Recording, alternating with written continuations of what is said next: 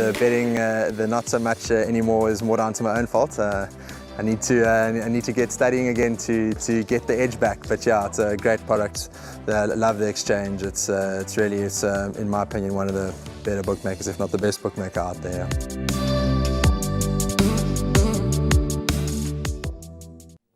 A very warm welcome to the GTV studios here at Hollywood Bets Greyville, where Graham Hawkins and I will be previewing the 8 races that await us on Sunday, the 6th of March, on the turf, on the Hollywood Bets Greyville turf. And there are 8 races, very competitive races as always.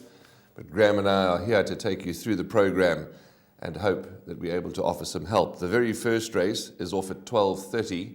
It's the www.tabgold.co.za maiden juvenile plate for fillies over 1,000 metres, where at this early time of recording, there's just the scratching of number 5, Trip to Nebraska. So number 5, Trip to Nebraska, takes no part.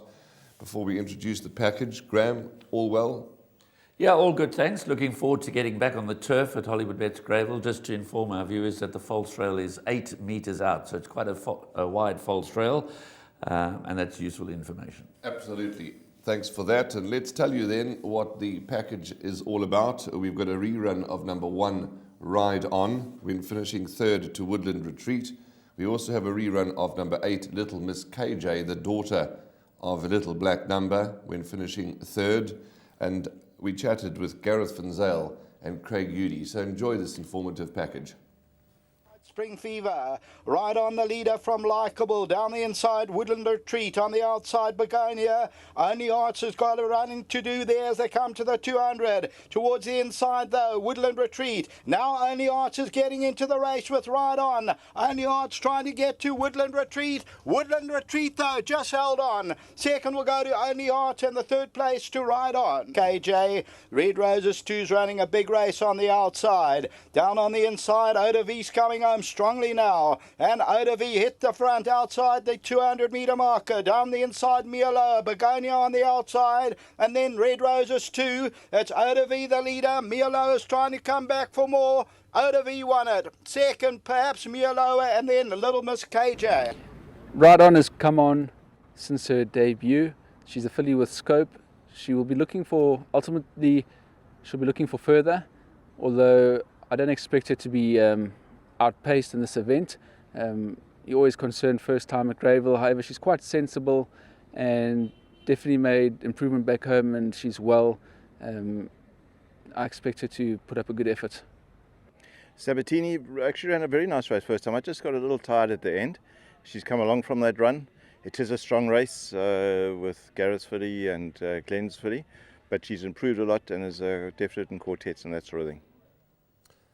Graham, the very first race, which does form first leg of the bipot, these youngsters, always interesting to see how they improve and from one run to the next, and obviously there's a couple of unraced runners as well. But looking at those replays, my oh my, Little Miss KJ certainly from a hopeless position kicked on to run an absolute cracker. But what does worry me is that was over 1,100.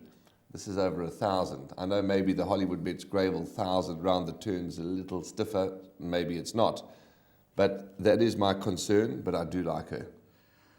It is a bit of a concern that she steps back in trip, albeit just 100 metres. But I think the experience that she gained from that first run will stand her in good stead, and she's obviously got to be a live wire in this race.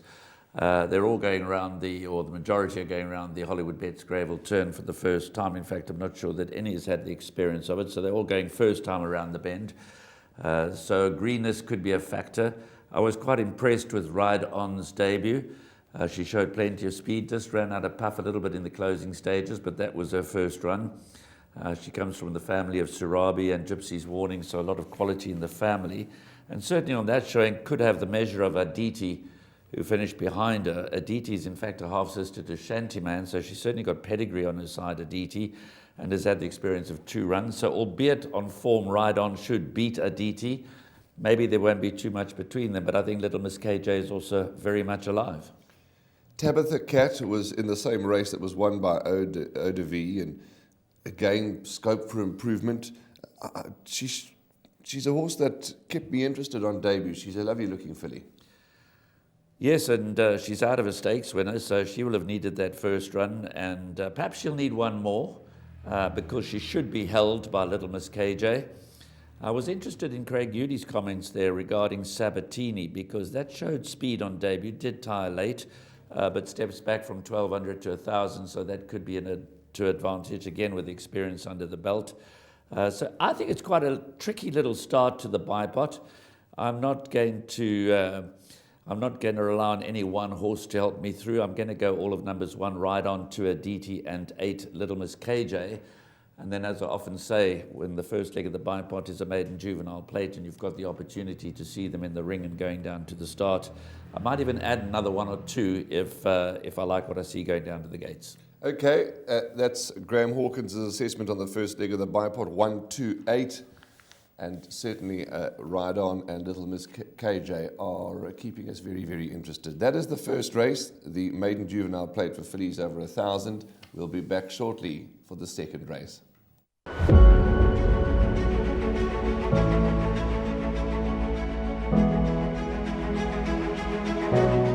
It's Donovan Everett from Cape Racing, and I'd just like to say it's an absolute pleasure to be involved with Intrabet and Cape Breeders in this golf day today here at Pearl Valley. It's fantastic for the industry to see all the relevant stakeholders coming down and having a good time and networking, and it's exactly what the industry needs right now in terms of moving forward and recreating some positivity to take us forward into the next year.